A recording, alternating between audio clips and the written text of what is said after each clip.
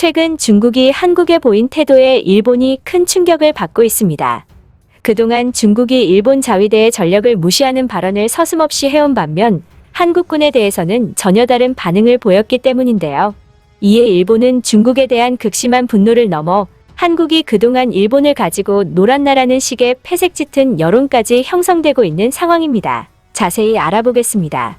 일본 정부가 2021년도 방위백서에 대만 정세 안정의 중요성을 처음으로 명기했을 때 중국이 보인 반응은 일본 전역을 충격에 빠지게 만들었습니다.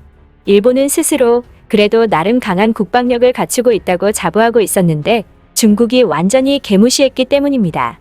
일본이 방위백서에 대만을 언급하자 2021년 7월 15일자 중국 공산당 바오지시 인민위원회는 공식 웨이보 계정을 통해 우리가 대만을 해방시킬 때 일본의 병사 한 명이라도 군사 개입을 한다면 절대 같은 수준의 대응을 하지 않을 것이며 이것은 일본과의 전면전이 될 것이다.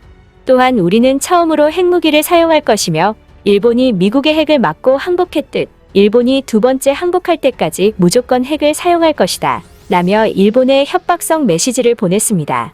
이는 일본의 강력한 경고를 보냄과 동시에 핵을 맞은 일본의 과거를 언급하여 일본 정부에 더없는 수치심을 안겨준 것입니다.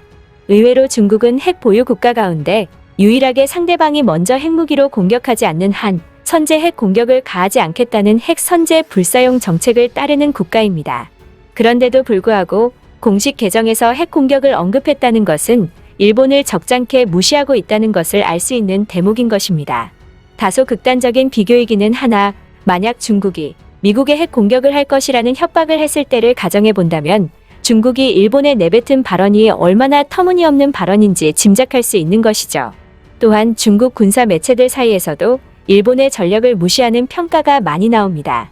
집권 자민당의 고위 인사들이 유사시 대만 방어 의지를 드러냈을 때 관영 글로벌 타임스 등의 중국 매체들은 자위대는 국내 치안 유지 말고는 할 수 있는 게 없는 수준이라고 비하했고 유일한 위협인 해상 자위대에 대해서도 이제 우리가 압도적 우위다라며 자신감을 드러내기도 했죠. 이렇듯 일본 자위대는 무시를 넘어 모욕을 당하고 있는 형국인데 한국에는 완전히 다른 반응이 나옵니다. 최근 중국의 권위 있는 싱크탱크인 CICIR에서 한국의 전력은 중국 봉쇄용이라는 보고서가 공개됐습니다. CICIR은 미국은 한국이 중장거리 미사일을 개발할 수 있도록 허용하는 방식으로 한국에 당근책을 썼는데 이것이 결국 중국을 봉쇄하는 힘으로 작용한다고 진단한 것입니다. 한국의 미사일 전력이 중국의 매우 강한 위협과 억지력으로 작용한다는 것을 스스로가 인정하고 있는 셈이죠. 또한 여기 보고서는 중국은 미국과 한국에 신호를 보내 그들이 중국에 맞서기 위해 협력하는 일을 얻게 해야 한다고 강조했습니다. 한국이 세계 7번째이자 비핵 국가 중 최초로 SLBM 시험 발사에 성공하고 대륙간 탄도미사일인 ICBM을 갖게 된 것에 거부감을 드러내며 한국이 미국과 협력하여 중국을 적으로 돌리는 것을 극히 경계하고 있는 것입니다. CICIR은 대만과 군사적 충돌이 발생했을 때 상정할 수 있는 최악의 시나리오로 한국이 미국 편에서 대만을 돕는 것이라고 분석하기도 했죠. 그렇다면 중국은 왜 이렇게 한국을 경계하는 걸까요? 다수의 군사 전문가들은 다음의 이유로 중국이 한국의 군사력을 우려하고 있다고 설명합니다. 첫 번째로 중국은 여전히 통합 방공망 체계가 되어 있지 못하고 특정 지역에만 부분적인 탄도탄 및 순항미사일 방공 체계가 갖추어져 있어서 미사일 방어 체계가 취약한데 여기서 한국은 대만이 할 수 없는 위협을 중국에 줄 수 있다는 겁니다. 대만도 슝펑 시리즈 순항미사일이 있어서 중국 대륙으로의 전략 타격이 가능하긴 하지만 중국이 보유한 탄도탄 수량에 비하면 현저히 부족하고 슝펑이는 500발의 탄두 중량이 400kg에 불과하여 화력이 부족합니다. 이러한 문제 때문에 대만은 슝펑3 초음속 순항미사일 겸 대한미사일을 운용하여 비대칭 전력을 강화하고 있지만 탄두 중량 한계가 지속적으로 거론되고 있고 사정거리 등을 감안하면 중국 남부를 제외하고는 효율적인 타격이 불가능하다고 평가받고 있습니다. 중국은 강력한 전략 무기에 취약한 지리 조건을 가지고 있고 미국이나 러시아와는 달리 주요 도시들이 모조리 동부 해안가에 몰려있기 때문에 이쪽을 공략해야 하는데 대만의 군사력으로는 쉽지 않다는 거죠.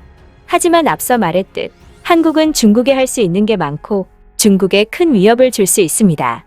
얼마 전 중국 왕이 부장이 한국을 방문했을 때 한국이 이례적으로 다수의 신형 무기를 공개한 것을 두고 중국 내에서 한국의 뺨을 맞았다라는 평가가 괜히 나온 것이 아니며 한 중국의 전문가는 중국 입장에서 목의 가시 같은 무기라고 평가하기도 했죠.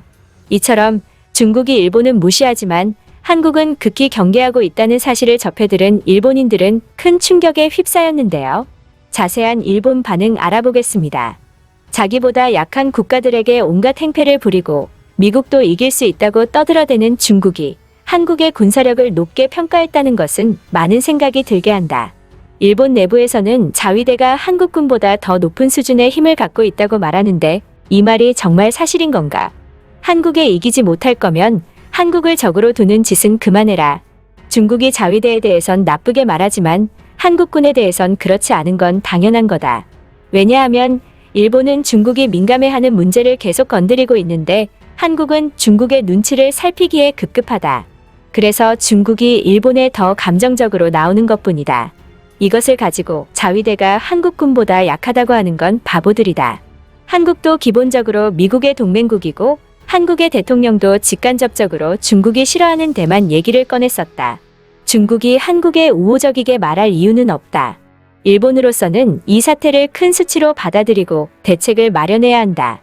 한국과 사이는 계속 나쁘더라도 비즈니스적인 군사 동맹을 맺을 수는 없을까? 중국의 발언은 한국의 군사력이 일본보다 앞서 있다는 것에 대한 확실한 증거이다. 솔직히 일본은 한국의 현무 미사일 같은 억지력으로 작용할 만한 강력한 무기가 없지 않은가. 이러다가 지역 내에서 중국과 한국의 치어 쭈구리가 될 것이 뻔하다. 그 전에 한국과 비즈니스적인 동맹 관계를 구축해야 한다. 중국의 발언이 한국군이 자위대보다 강하다는 걸 뜻하는 게 아니라는 이유를 말해주겠다. 한국의 군사력은 기본적으로 육군력에 집중되어 있고 특히나 포병 전력은 중국과 1대1 대결을 할 수 있다. 그러니까 중국은 당연히 견제할 수밖에 없는 거다. 그런데 과연 한국이 육군력을 일본에도 쓸 수 있을까?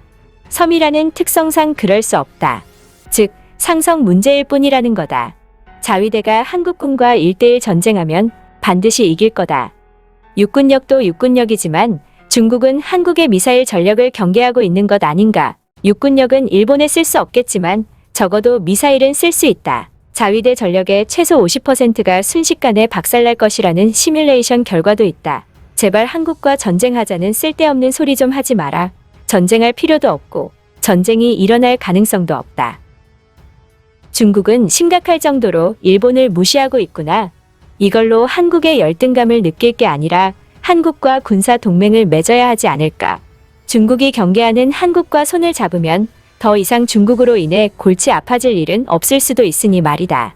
끝까지 시청해 주셔서 감사합니다.